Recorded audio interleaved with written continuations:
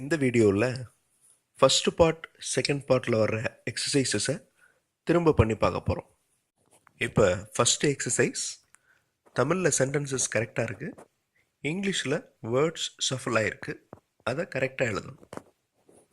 முதல் சென்டென்ஸில் அவர் அப்படிங்கிறதுக்கு இங்கிலீஷில் ஹீ, அந்த ஹீங்கிற வேர்டை வச்சு ஆரம்பித்தா சென்டென்ஸ் ஈஸியாக எழுத முடியும். மொத்தம் 10 சென்டென்சஸ் இருக்குது. வீடியோ பாஸ் பண்ணிவிட்டு ஆன்சர்ஸ் எழுதுங்க.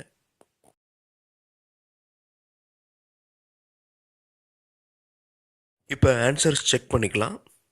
ரொம்ப ஈஸியான எக்ஸசைசஸ். இந்த எக்ஸசைஸை வச்சு இங்கிலீஷில் வெர்ப் எந்த இடத்துல வரும் அப்படிங்கிறத தெரிஞ்சுக்கலாம்.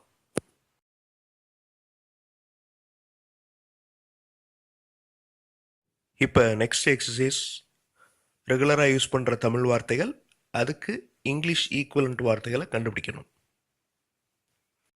ஆன்சர்ஸ் செக் பண்ணிக்கோங்க. இதே மாதிரி நிறைய தமிழ் வார்த்தைகளுக்கு இங்கிலீஷ் வார்த்தைகளை நல்லா மெமரி பண்ணி வச்சுக்கணும்.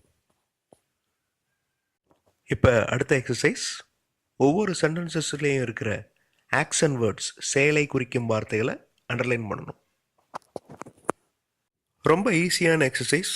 பொறுமையாக பார்த்தா ஆன்சர்ஸ் ஈஸியாக கிடைக்கும்.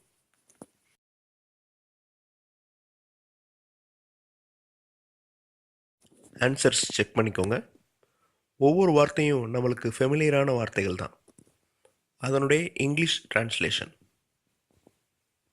ஃபர்ஸ்ட் சென்டென்ஸில் ப்ளோ அப்படின்னா நிலத்தை உழுதல், சோ அப்படின்னா விதை தூவுதல். அடுத்தடுத்த வீடியோஸில் இன்னும் நிறைய கிராமர் பார்ட்ஸை பற்றி நிறையா தெரிஞ்சுக்கலாம். அடுத்தடுத்த வீடியோஸ் பார்க்குறதுக்கு சேனலை சப்ஸ்கிரைப் பண்ணுங்கள். தேங்க்ஸ் ஃபார் வாட்சிங்.